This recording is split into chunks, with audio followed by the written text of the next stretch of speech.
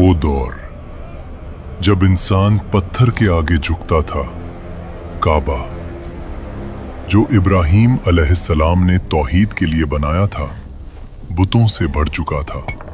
360 बुत।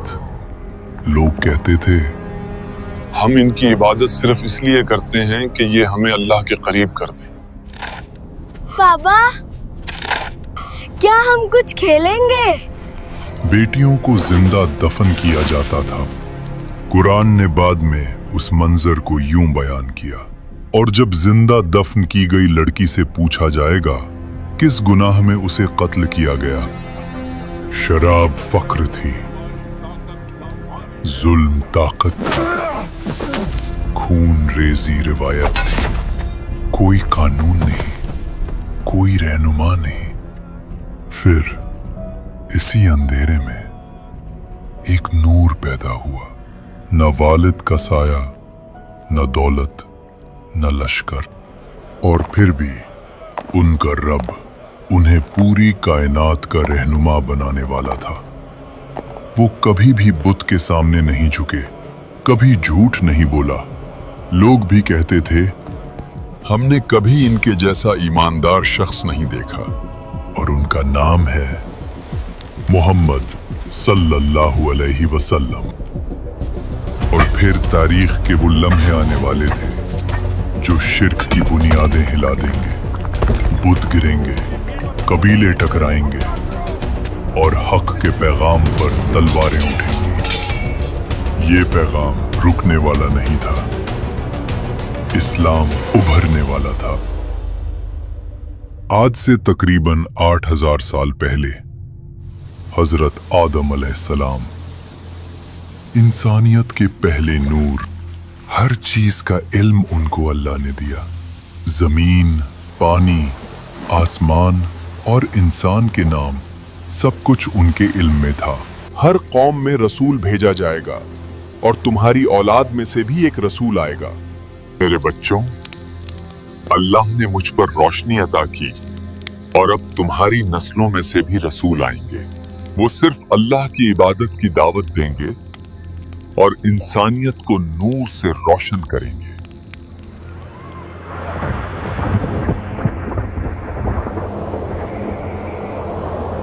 आखिरी नबी से लगभग 4300 साल पहले अल्लाह ने हजरत नूह अलैहिस्सलाम को इंसानियत के लिए भेजा। एक वक्त जब लोग शिर्क और बुराई में डूब गए थे और सिर्फ कुछ लोग ही सच का पैगाम सुनने को तैयार थे। सिर्फ अल्लाह की इबादत करो और इस शिर्क से बाज आ जाओ। अल्लाह मेरे बाद भी तुम्हारी नस्लों में से रसूल भेजेगा जो तुम्हें सिर्फ हक की दावत देंगे।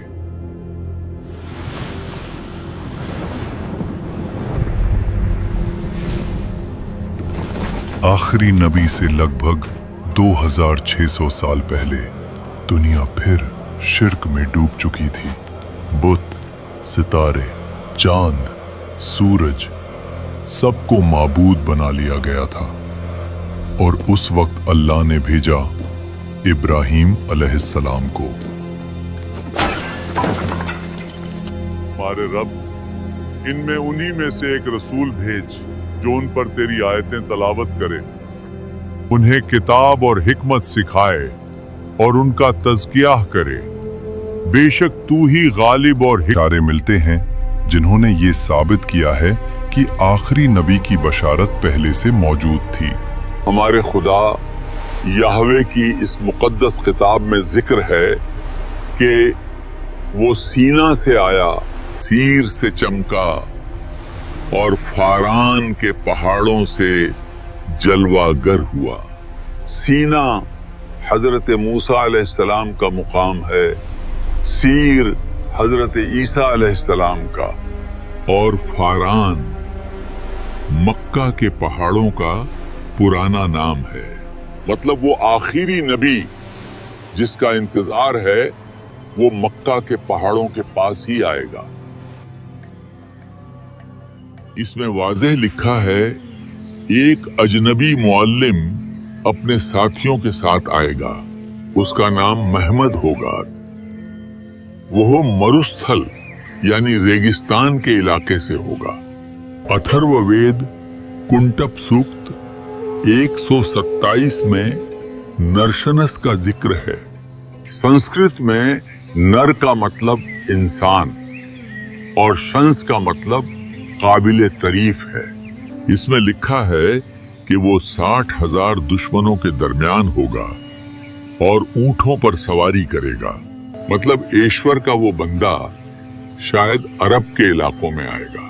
और नरशंस का अरबी में मतलब मोहम्मद है। ऐ गुरु बुद्धा, आपके बाद हमें कौन सिखाएगा? मैं खुदा का पहला बंदा नहीं हूं और नहीं आखिरी हूं। खुदा का आखिरी बंदा अभी आएगा और एक ऐसी शरिया पेश करेगा जो पाकीज़ा भी होगी और मुकम्मल भी। उसका नाम मत्तैया यानी रहमत वाला होगा। वो पहाड़ों में इबादत करेगा। वो एक मुअज़्ज़ज़ खानदान से होगा। उसके पैरोकार उससे ऐसी मोहब्बत करेंगे कि अपनी जानों का नजराना पेश कर देंगे और वो दुश्मनों पर गालिब आएगा। जब लोग रास्ते से भटक जाएंगे तब ऊपर वाला अरब में अपना बंदा भेजेगा और उसके साथी शरीफ और बुलंद किरदार वाले होंगे और वो फारस के तख्त व ताज को उलट देंगे।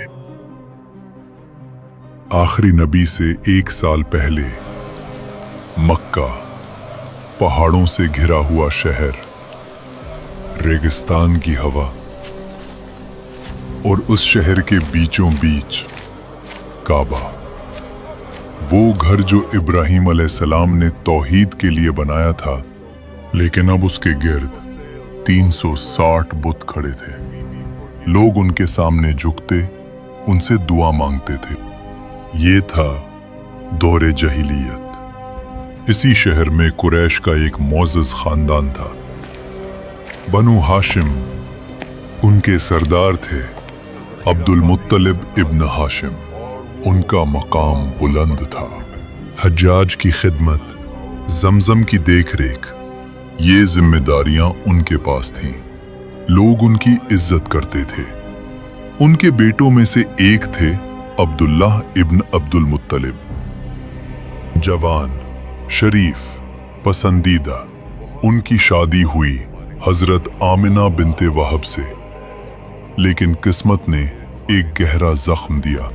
हजरत अब्दुल्लाह तिजारत के सफर पर गए और यथरिब यानी मदीना में वो वफात पा गए और उस वक्त बीबी आमिना हामला थी। फिर वो दिन आया, मक्का की सुबह। बनु हाशिम के घर वो आए जो सिर्फ एक खानदान नहीं बल्कि पूरी इंसानियत के लिए रहमत बनने वाले थे। ना उनके सिर पर बाप का साया था, ना दौलत का ढेर, ना सियासी कुव्वत। बनु हाशिम का घर रोशन हो गया। हजरत अब्दुल मुत्तलिब ने अपने घर वालों और करीबियों को बुलाया। वो मुस्कुराए और कहा, ये अल्लाह की रहमत है। इस बच्चे का नाम ऐसा होना चाहिए जो लोगों के लिए इज्जत का सबब बने।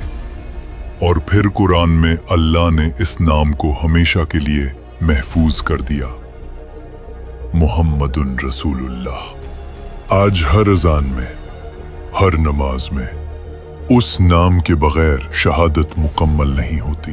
अरब रिवायत के मुताबिक बच्चों को पैदाइश के फौरन बाद देहात भेजा जाता था ताकि ज़बान फासिह हो और जिस्म मजबूत बने। सही हदीस से साबित है कि नबी सल्लल्लाहु अलैहि वसल्लम बनु साद में पले। हलीमा सादिया एक गरीब और कमजोर खातून उनकी देखभाल और नशो नुमा की जिम्मेदारी लेती हैं। शुरू में हलीमा के घर कोई बरकत नहीं थी। उनकी ऊँटनी और गायें कमजोर थीं, लेकिन जैसे ही नबी सल्लल्लाहु अलैहि वसल्लम उनके साथ आए, वहां बरकत बरसने लगी और उनका घर खुशहाल हो गया। नन्हे नबी सल्लल्लाहु अलैहि वसल्लम ने वहां 4 साल तक वक्त गुजारा। वो वक्त सिर्फ दूध और खेल का नहीं था। यहाँ उनकी पहली तालीम उनके माहौल और कायनात से शुरू हुई। 4 साल के बाद वक्त आया कि उन्हें उनकी वालिदा के पास वापस भेजा जाए। हलीमा ने उनका हाथ छोड़ा, लेकिन अपनी आंखों से देखा। ये सिर्फ हमारे लिए नहीं, बल्कि पूरी इंसानियत के लिए रहमत और बरकत बनेंगे। बीबी आमिना के पास लौटकर नबी सल्लल्लाहु अलैहि वसल्लम ने फिर अपनी माँ का प्यार महसूस किया। ये वक्त छोटी उम्र का था, लेकिन सबसे गहरा असर यहीं से शुरू हुआ। 6 साल की उम्र में नबी सल्लल्लाहु अलैहि वसल्लम अपनी वालिदा के साथ सफर पर थे, और उसी सफर में उनकी वालिदा बीबी आमिना अब्वा के मकाम पर वफात पा गई। रेगिस्तान के बीच नन्हा बच्चा अपनी माँ को अपनी आंखों के सामने दुनिया से रुख करते देखता है। नबी सल्लल्लाहु अलैहि वसल्लम अब माँ के सहारे से भी महरूम हो गए। उनके साथ उम्मे ऐमन रजी अल्लाहु अन्हा थी, जो उनकी खादिमा और ज्यादा हिफाजत करने वाली थीं। वो उन्हें साथ लेकर मक्का ले आए और हजरत अब्दुल मुत्तलिब के पास ले गए। वक्त गुजरता रहा और नबी सल्लल्लाहु अलैहि वसल्लम अपने दादा के साथ रहने लगे। आप भी हमारे साथ खेलो। फिर कुछ साल बाद 8 साल की उम्र में दादा हजरत अब्दुल मुत्तालिब का भी इंतकाल हो गया। नबी सल्लल्लाहु अलैहि वसल्लम फिर पूरी तरह से दुनिया के सहारे से महरूम हो गए, लेकिन अल्लाह का सहारा हमेशा साथ था। अल्लाह ने फरमाया, तुम्हारे रब ने तुम्हें न छोड़ा है और ना ही नाराज हुआ है। अब जिम्मेदारी आई हजरत अबू तालिब यानी उनके चाचा पर। अमीन है, सच्चा, अमानतदार। ये लक़ब वही लोग दे रहे थे जो शिर्क में डूबे हुए थे। फिर एक दिन मक्का में वो लम्हा आता है जब हजरे अस्वद को अपनी जगह रखने का वक्त आया। हर कबीला चाहता था ये शरफ सिर्फ हमें मिले। हजरे अस्वद को हम रखेंगे, यही हमारा हक है, यही ये हमारा हक है। आवाजें तेज हो जाती हैं, तलवारें निकालने तक बात पहुंच जाती है। रिवायत में आता है कि 4-5 दिन तक तनाव रहा, खून बहा देने तक का इरादा हो गया था। फिर एक बुजुर्ग ने कहा, कल सुबह जो सबसे पहले उस दरवाजे से दाखिल होगा उसी को फैसला करने देंगे। नहीं बने थे मगर रहनुमा बन चुके थे।